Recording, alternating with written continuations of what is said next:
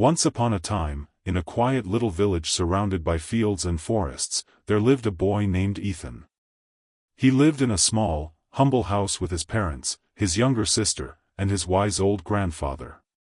Everyone in the village admired Ethan's grandfather. He was known not for riches, but for his wisdom. Villagers often came to him with their troubles, whether it was a farmer worried about his crops, a family facing a quarrel, or a young man seeking guidance. Grandpa always listened patiently and offered advice that calmed hearts and cleared minds. To many, he was the guiding star of the community. But Ethan was different. Unlike his sister, who eagerly listened to Grandpa's stories and helped her mother with chores, Ethan carried a flaw that troubled everyone around him. He was terribly lazy. No matter what the task was, fetching water, studying his lessons, or helping his father in the field, Ethan always postponed it. If asked to do something in the morning, he would say, "I'll do it in the afternoon." If pressed again in the afternoon, he would reply, "I'll do it tomorrow." But that tomorrow never truly arrived. As the days passed, his undone tasks piled up like a mountain. Ethan would look at them later and feel regret, but still, he could not change his habit. At school, his laziness followed him too. While his classmates moved forward in their studies, Ethan lagged behind. He often daydreamed in class, thinking about things he would do later. His father scolded him many times. Sometimes, his mother tried gentle persuasion. Yet, nothing seemed to work. Finally, one evening, his father sighed in defeat and said, "Father, please help Ethan. We have tried everything, but he does not listen. Perhaps he will listen to you." Grandpa Elias thought for a long time. He knew that scolding or punishment would not solve the problem. Instead, he needed to teach Ethan in a way he would never forget. The next morning, Grandpa called Ethan to his side. In his hand, he held a small, shiny black stone. It looked ordinary at first glance, but there was a mysterious glimmer in its surface. "Ethan," Grandpa said slowly, "this is no ordinary stone. It is a magic stone. If you rub it against a piece of iron, the iron will turn into pure gold. With it, you can create as much gold as you want and become very rich. But there is one condition. You may keep this stone only until tomorrow evening. After that, I will take it back." Ethan's eyes widened. Gold? Riches? He could hardly believe it. His heart leapt with excitement. In his mind, he already saw himself surrounded by piles of gold coins, living like a prince. "Thank you, Grandpa," he said eagerly. "I will be the richest boy in the village." That evening, Ethan thought of his plan.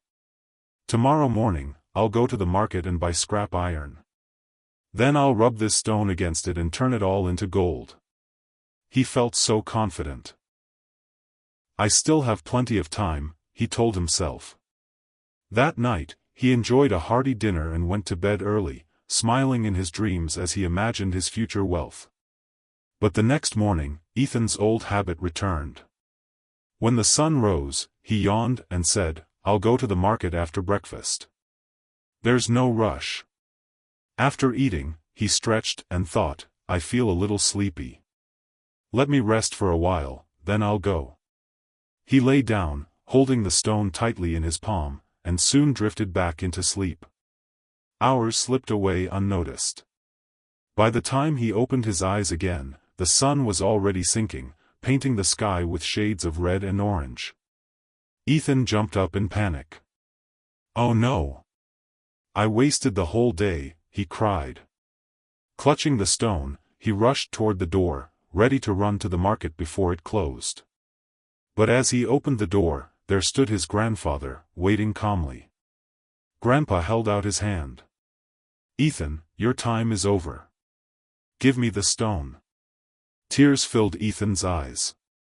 "Please, Grandpa. Just one more hour. I'll buy some iron now. I promise I'll turn it into gold right away. Just give me one last chance." But Grandpa shook his head. His voice was gentle, yet firm. No, my boy. Laziness steals opportunities. You had a whole day. You had every chance. Yet you chose to waste your time. And time, once lost, never returns. This was your golden opportunity, but you let it slip away. That is your punishment. Ethan's shoulders slumped. He lowered his head, ashamed.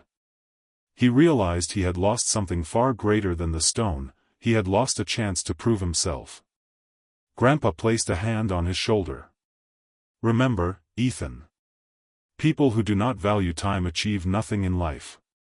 Gold, success, and happiness come only to those who respect their hours and their days. You cannot keep delaying forever. Ethan's eyes stung with regret. But in that moment, he truly understood. He had wasted an entire day and missed a treasure, all because of laziness. From that day forward, Ethan made a promise to himself: I will never waste my time again. I will act now, not tomorrow. The moral. And that, dear reader, is the truth of life. How many times have we, like Ethan, said, I'll do it later. Tomorrow. Someday. And yet, that tomorrow never comes. Tasks that take only a few minutes can remain undone for weeks if we keep delaying. If you want to do something, start now. Even the smallest step, a few minutes of effort, can carry you forward. Time is the most precious treasure we have. If you value it, life will reward you. If you waste it, life will pass you by. So remember, don't delay. Begin today.